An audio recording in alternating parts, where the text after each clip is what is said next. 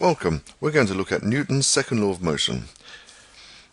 We're going to first of all, look at the second law and then look at a couple of examples. Unbalanced forces. Now, you know Newton's first law is to do with the forces being balanced. Now we have to look at the case when the forces are unbalanced. What will happen to the object? If there's an unbalanced force, we will get an acceleration. This acceleration depends on two things. It depends on the size of the force. The bigger the force, the bigger you push something, the more it will accelerate. And the second one is the mass. The larger the mass, the less it accelerates. So as the mass increases, the acceleration will go down. And it makes sense. If you've got a really large object, it's really hard to get it to accelerate. A very small object, you can push and it can accelerate quite quickly. This is Newton's second law. Let's express it a bit more mathematically. Right, two aspects. The force. The bigger the force, the more it accelerates. The mass. The larger the mass, the less it accelerates. And we write this mathematically by saying the acceleration of a body is proportional to the unbalanced force acting on it, and it's inversely proportional to its mass. Let's look at the first part first, about the force. The acceleration is proportional to the force, which means if you double the force, you will double the acceleration.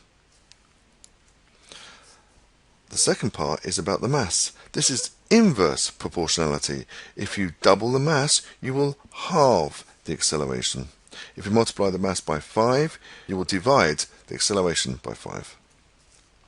We can put these two together, and we know that the acceleration is proportional to the force and is proportional to 1 over the mass, in other words, inversely proportional to the mass. So we can say A is equal to F divided by M. Rearranging, we have F equals ma. And this is the easiest way to remember this equation. Let's look at an example. There's a car which has 1500 kilograms. That's its mass. What will the acceleration be? Well, it depends on the force. 6,000 newtons. F is equal to ma. We rearrange.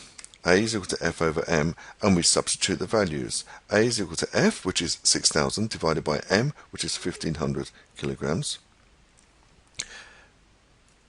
Gives us an acceleration of 4 meters per second squared. This is acceleration. The same car, with the same thrust, pushing it forward. However, there's some frictional forces involved, and let's say these are 1500 newtons.